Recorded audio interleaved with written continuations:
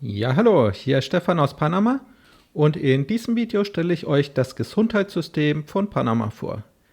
Die Gesundheitsversorgung ist eines der wichtigsten Themen, mit der sich jeder Auswanderer früher oder später beschäftigen muss. In diesem Video erfahrt ihr alles, was ihr als Auswanderer wissen müsst. Für dieses Video habe ich eine ganze Reihe Gesundheitseinrichtungen für euch besucht und jede Menge Informationen zusammengetragen. Um es euch etwas einfacher zu machen, habe ich das Video in Kapitel unterteilt, die ihr direkt anspringen könnt. Los geht's! Zuerst möchte ich euch ein paar allgemeine Informationen geben. Für die Einreise nach Panama benötigt ihr weder als Tourist noch als Auswanderer eine Krankenversicherung.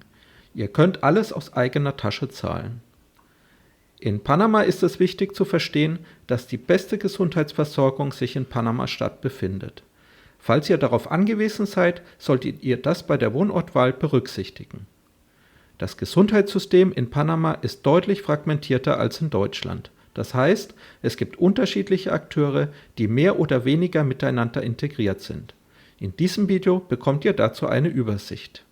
Wie einige von euch sicher wissen, gibt es in Panama eine Reihe von Rabatten für Menschen im dritten Lebensabschnitt.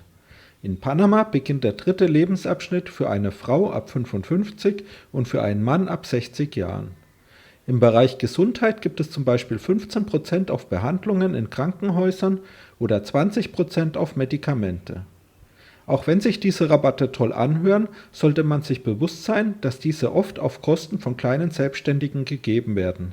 Zum Beispiel gibt es Missbrauch durch Kunden und große Unternehmen haben Wege, um die Rabatte zu umgehen, was den Wettbewerb sehr unfair macht. An dieser Stelle möchte ich nicht weiter auf dieses Thema eingehen, aber ich denke, dies ist wichtig zu wissen, wenn man hier lebt.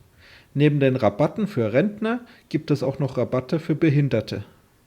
Panama ist ein kleines Land mit großen Entfernungen. Die Panamericana ist die einzige Verkehrsachse, die einmal quer durchs Land läuft. Es gibt viele abgelegene Regionen, die nur schwer erreichbar sind. Zum Beispiel kann es passieren, dass alle Fährverbindungen nach Bocas del Toro bei einem Sturm eingestellt werden. Daher kann der Krankentransport bei Notfällen in abgelegenen Regionen kompliziert sein. Die Gesundheitsversorgung in Panama ist in 3 Ebenen eingeteilt. Nivel 1 umfasst Gesundheitszentren, sogenannte Centros de Salud, die es selbst in sehr abgelegenen Regionen gibt. Diese bieten die Basisversorgung im ganzen Land. Nivel 2 sind Polikliniken, die eine bestimmte Region versorgen. Zum Nivel 3 gehören die großen nationalen Krankenhäuser, wie zum Beispiel das Santo Tomás in Panama-Stadt. Als letztes gibt es noch den Notruf SUME 911, der einen landesweiten Rettungs- und Ambulanzdienst umfasst. So, nach der Einführung kommen wir jetzt zu den 4 Säulen des Gesundheitssystems in Panama. Bevor ich jede Säule einzeln vorstelle, seht ihr hier eine erste Übersicht. Die erste Säule ist das Gesundheitsministerium MINSA. Es bietet die Grundversorgung für alle Panameños auch ohne Krankenversicherung. Die zweite Säule ist die staatliche Sozialversicherung. Sie hat eine eigene Infrastruktur unabhängig von MINSA, exklusiv für alle Versicherten. Die dritte Säule bilden alle privaten Einrichtungen wie Krankenhäuser, unabhängige Ärzte, Apotheken und Labore. Der letzte Baustein ist der bereits genannte Notruf SUME 911 mit einem staatlichen Ambulanzdienst. Jetzt schauen wir uns die einzelnen Säulen genauer an. Wie bereits erwähnt, bietet das Ministerio de Salud die medizinische Grundversorgung im ganzen Land. Dies reicht von den Gesundheitszentren in den abgelegensten Gegenden bis zu den großen nationalen Krankenhäusern. Die Einrichtungen des MINSA stehen allen Panameños und Ausländern offen, auch wenn diese keine Krankenversicherung haben. Die Behandlungskosten sind normal sehr günstig. Das MINSA veranstaltet auch sogenannte Ferias de Salud. Diese Gesundheitsmessen finden zum Beispiel in der Metro oder in Parks statt. Bei einer Feria de Salud kann man sich kostenlos impfen und den Blutdruck oder den Blutzucker checken lassen. Es kommt durchaus vor, dass Ärzte von privaten Kliniken auch an öffentlichen Einrichtungen arbeiten. Generell kann man sagen, dass die Einrichtungen von MINSA für Leute mit mehr Zeit als Geld sind. Bei meiner Recherche wurde mir gesagt, dass man durchaus Menschen aus allen sozialen Schichten an den öffentlichen Krankenhäusern treffen kann. Bevor wir zur nächsten Säule kommen, möchte ich noch erwähnen, dass es auch halbstaatliche Krankenhäuser gibt. Die 2 bekanntesten Beispiele sind das Kinderkrankenhaus Hospital del Niño und das Onkologische Krankenhaus in Ancón. Im Prinzip funktionieren die halbstaatlichen Krankenhäuser ähnlich wie die nationalen Krankenhäuser von Minsa selbst. Man benötigt keine Krankenversicherung und die Preise sind erschwinglich. Ein Unterschied ist, dass sie normal keine Touristen behandeln. Außerdem arbeiten die halbstaatlichen Einrichtungen auch mit der staatlichen Sozialversicherung zusammen. Im Moment wird an der Avenida Balboa auf dem Gelände der alten US-Botschaft ein neues riesiges Kinderkrankenhaus gebaut. Die Caja Seguro Social ist eine Behörde, die die staatliche Sozialversicherung verwaltet. Die Sozialversicherung ist für alle formal beschäftigten Panameños Pflicht. Außerdem kann man sich auch freiwillig versichern. Die Sozialversicherung umfasst unter anderem die Rentenversicherung, die Krankenversicherung und eine Versicherung für Invalidität. Außerdem betreibt die Caja Seguro Social eigene Gesundheitszentren, Krankenhäuser und Apotheken exklusiv für Versicherte. Ein Beispiel ist die neue Gesundheitsstadt Ciudad de Salud am Stadtrand von Panama-Stadt. Dieser große Bau wird gerade in Betrieb genommen. Der Beitrag für einen freiwillig Versicherten sind 22% vom Einkommen. Für Angestellte übernimmt der Arbeitgeber davon 12,25%. Kurz gesagt, die Caja Seguro Social ist eine riesige Behörde, deren Leistungen ich in diesem Video nur streifen kann. Falls sich jemand für die Caja Seguro Social interessiert, empfehle ich, sich dort beraten zu lassen. Kommen wir jetzt zur Säule der privaten Gesundheitseinrichtungen. Die meisten privaten Krankenhäuser in Panama bestehen aus dem eigentlichen Krankenhaus und einem angegliederten, aber separaten Ärztehaus für unabhängige Ärzte, die die Infrastruktur mitnutzen. Meistens sind die Krankenhäuser nur an einem einzigen Ort vertreten. Das heißt, sie haben kein landesweites Netzwerk. Kommt man in ein privates Krankenhaus, so erinnert es einen oft von der Gestaltung her an ein Hotel. Eine Besonderheit von Panama ist, dass die Krankenversicherung von US-Veteranen die Behandlungskosten in Panama übernimmt. Dies ist besonders für Auswanderer aus den USA interessant, die Geld nach Panama bringen. Ich hatte zum Beispiel einen US-Veteran gesprochen, der hier lebt und seit vielen Jahren unter starker Arthrose leidet. Er musste bereits zahlreiche Operationen über sich ergehen lassen. Ich hatte ihn gefragt, ob er zur Behandlung in die USA fliegt, und er meinte, dass er Panama bevorzugt und die Versorgung hier sehr gut ist. Die großen privaten Krankenhäuser bieten auch Medizintourismus für Ausländer. Krankenhäuser wie Pacifica Salud haben auch manchmal internationale Partnerschaften, wie zum Beispiel mit Johns Hopkins aus den USA. Die privaten Krankenhäuser sind meist gut ausgestattet und für Leute, die es sich leisten können bzw. eine entsprechende Krankenversicherung haben. Ein weiterer wichtiger Baustein im Gesundheitssystem von Panama ist der Notruf Sume 911. Es ist wichtig zu verstehen, dass die Institutionen in diesem Teil der Welt nicht so konstant leistungsfähig sind, wie man das aus Deutschland kennt. In diesem Fall bedeutet das, dass die Verfügbarkeit und Qualität des Notrufs schwanken kann.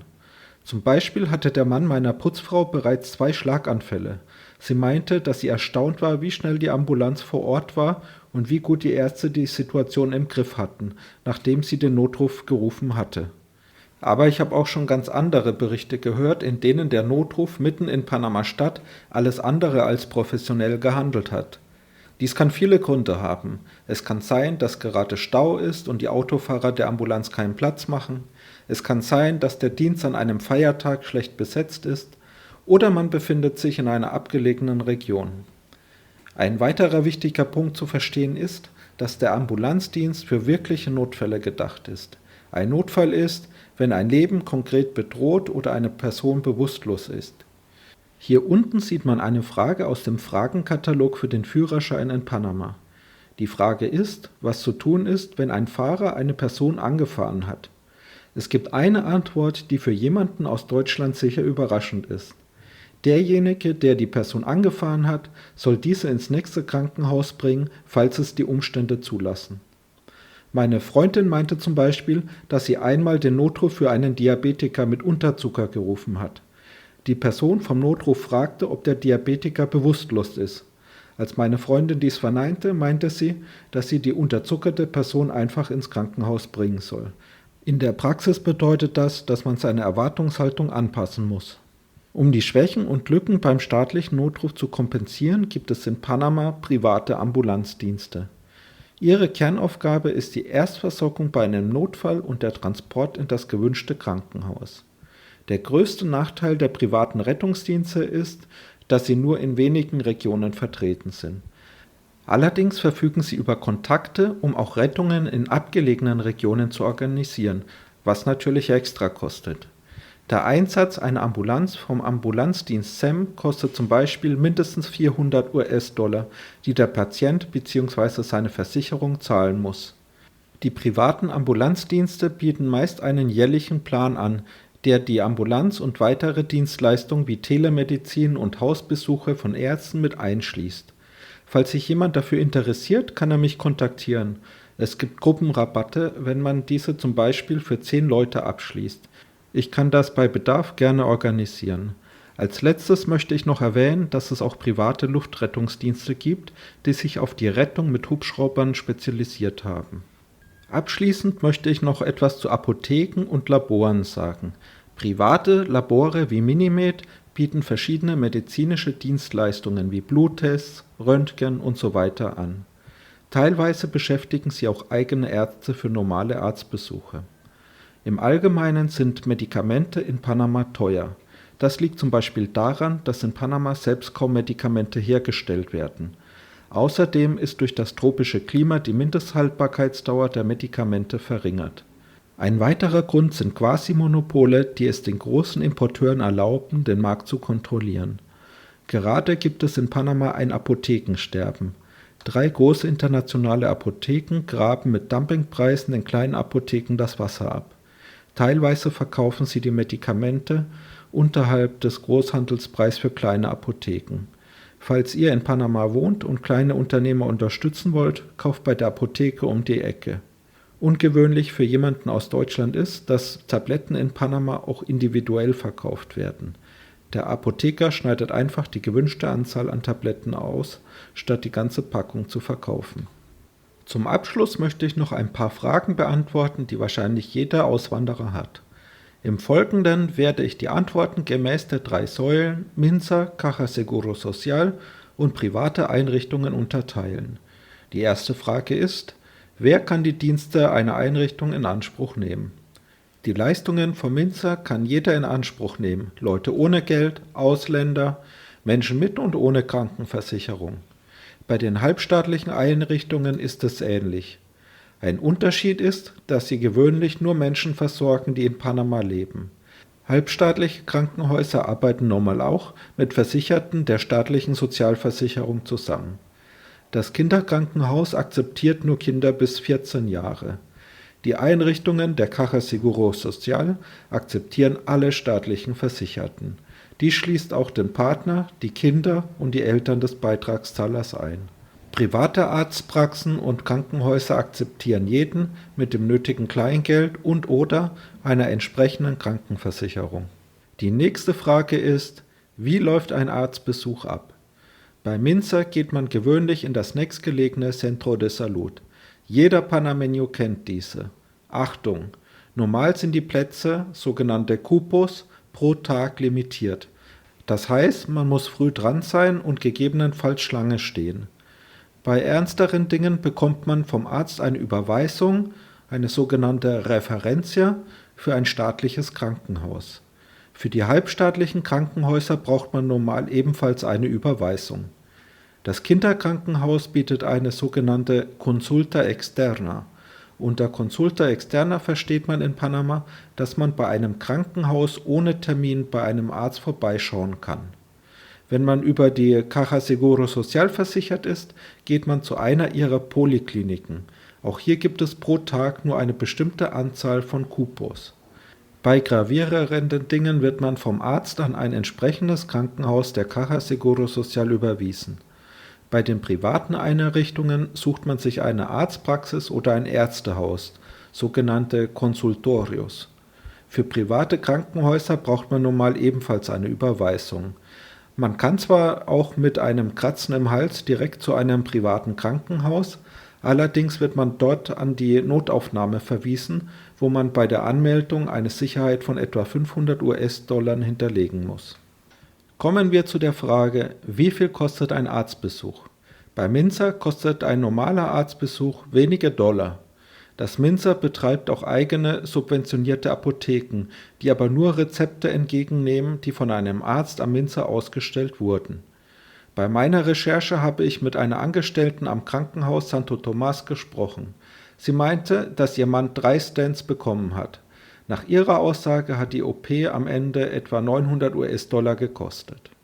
Die halbstaatlichen Krankenhäuser kosten ähnlich viel. Am onkologischen Krankenhaus sind die Kosten allerdings etwas höher. Neue Patienten an staatlichen und halbstaatlichen Krankenhäusern durchlaufen bei größeren Behandlungen zu Beginn meist eine sozioökonomische Evaluation. Dies dient dazu, die finanziellen Möglichkeiten jedes Patienten zu berücksichtigen. Zum Beispiel gibt es für finanziell schwache Patienten die Möglichkeit, die Kosten für eine Behandlung über einen längeren Zeitraum abzubezahlen. Die Behandlungen und Medikamente an der Caja Seguro Social sind mit den Beitragszahlungen abgedeckt. Allerdings kann es zu Engpässen bei Ausrüstung und bei Medikamenten kommen. In diesem Fall werden die Patienten an private Einrichtungen überwiesen. Diese Leistungen müssen die Versicherten allerdings aus eigener Tasche zahlen. Bei den privaten Hausärzten kostet ein Besuch meist zwischen 20 und 40 Dollar. Der Besuch bei einem Spezialisten liegt zwischen 40 und 100 Dollar.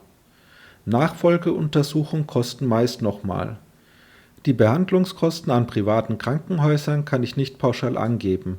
Allerdings muss man bei einfachen Besuchen eine Sicherheit von etwa 500 Dollar hinterlegen. Bei stationären Aufenthalten muss man normal 1000 bis 5000 Dollar an Sicherheit hinterlegen.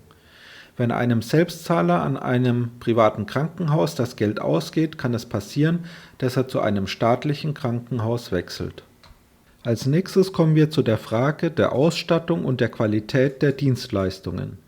In den letzten Jahren liest man immer wieder in der Zeitung, dass es an den öffentlichen Gesundheitseinrichtungen des Minzer und der Caja Seguro Social zu finanziellen Engpässen kommt. Zwar sind die Medikamente bei Minzer subventioniert oder bei der Caja Seguro Social sogar kostenlos, aber was nützt dies, wenn diese gerade nicht verfügbar sind? Ähnlich ist es auch manchmal mit der Ausstattung, die kaputt geht. Es kann Monate dauern, bis wieder Geld in der Kasse ist, um Ersatz zu beschaffen. Die Finanzierung der Caja Seguro Social ist gerade eines der größten Probleme in Panama. Im Notfall bleibt nichts anderes übrig, als in eine private Apotheke oder Krankenhaus zu gehen und die Kosten selbst zu tragen, wenn man das nötige Kleingeld hat. Ein anderer negativer Punkt bei den öffentlichen Dienstleistern sind die begrenzten Plätze pro Tag. Hier kann es sein, dass man früh aufstehen und Schlange stehen muss, um an die Reihe zu kommen.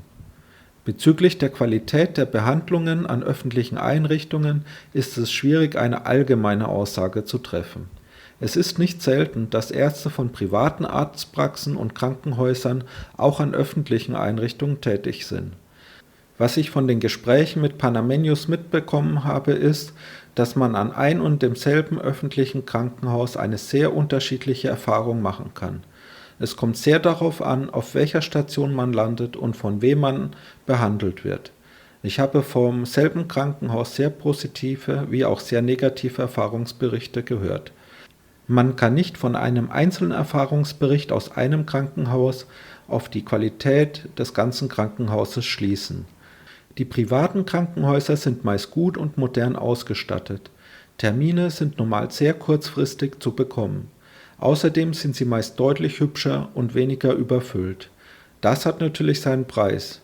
Generell kann man sagen, dass die Wahrnehmung von Minzer und der Caja Seguro Social eher negativ ist und die der Privaten eher positiv. Dieser Eindruck basiert aber nicht primär auf der Qualität der Ärzte. Es ist eher, wie mit den Patienten umgegangen wird. Ein letzter wichtiger Punkt ist, dass man wissen sollte, dass Ärzte an privaten Einrichtungen oft eine Provision für verschriebene Medikamente bekommen. Als letztes möchte ich euch noch eine Vorstellung davon geben, wie normal ein Notfall abläuft. Bei einem Notfall ruft ihr den Rettungsdienst 911 oder den privaten Ambulanzdienst eures Vertrauens. Der Rettungsdienst gibt euch nun mal Anweisungen, was zu tun ist. Bei nicht lebensbedrohlichen Situationen kann es sein, dass ihr den Patienten selbst ins Krankenhaus bringen müsst. Bei lebensbedrohlichen Situationen kommt der Patient ins nächste Krankenhaus und wird dort stabilisiert. Danach wird der Patient an das zuständige Krankenhaus verlegt. Das heißt, je nach Versicherung, finanziellen Möglichkeiten oder Wunsch des Patienten. Bei privaten Ambulanzdiensten und Krankenhäusern muss man direkt zahlen bzw. Sicherheiten hinterlegen. Die Verfügbarkeit des staatlichen Rettungsdienstes kann je nach Region, Feiertag, Verkehrssituation usw. schwanken. So, jetzt solltet ihr einen guten Überblick über das Gesundheitssystem in Panama haben. Wir haben gesehen, dass das Gesundheitssystem deutlich komplexer ist als in Deutschland. Zum Abschluss möchte ich euch noch ein paar Tipps mit auf den Weg geben. Ein Vorteil von Panama ist, dass Lohnkosten deutlich günstiger sind als in Deutschland. Das heißt, wenn jemand auf Haushaltshilfe angewiesen ist, dann ist dies hier deutlich erschwinglicher. Eine andere Frage, die ihr vielleicht noch habt, ist, wie man einen englischsprachigen Arzt findet. Bei öffentlichen Krankenhäusern ist dies Glückssache. Manche private Krankenhäuser und Ärzte werben explizit damit. Es gibt sogar Krankenhäuser, die mit Mandarin werben. Ein weiterer Tipp, wie man einen guten Arzt finden kann, ist zu schauen, wo er studiert hat. Hat er eventuell eine Zeit in den USA verbracht? Oder man schaut, wo er hier in Panama studiert hat. Man sagt, dass das Studium an der Universidad Nacional am anspruchsvollsten ist. Ich habe schon öfter gehört, dass Studenten, die dort Probleme haben, an private Unis wechseln, die angeblich leichter sind. Viele angehende Auswanderer, die Panama kennenlernen möchten, bereisen das Land lediglich wie ein Tourist. Wie wäre es, einfach mal eine Behandlung wie eine Zahnreinigung oder einen Bluttest machen zu lassen? Auf der Seite Oferta Simple zum Beispiel findet man dafür gute Angebote ab 20 US-Dollar. So kommt man mit dem Alltag in Panama etwas besser in Kontakt. Den Auswanderern, die hier schon länger leben, würde ich empfehlen, einfach mal in einem Krankenhaus vorbeizuschauen und dort mit den Leuten zu reden. Wenn der Tag X kommt, seid ihr dann deutlich besser vorbereitet auf das, was kommt. Ich hoffe, dass ihr einiges aus diesem Video mitnehmen konntet. Ich habe versucht, euch ein möglichst neutrales Bild vom Gesundheitssystem in Panama zu vermitteln. Falls ihr noch Fragen oder eigene Erfahrungsberichte habt, schreibt dies einfach in den Kommentaren. Vielen Dank fürs Einschalten und bis zum nächsten Mal. Ciao.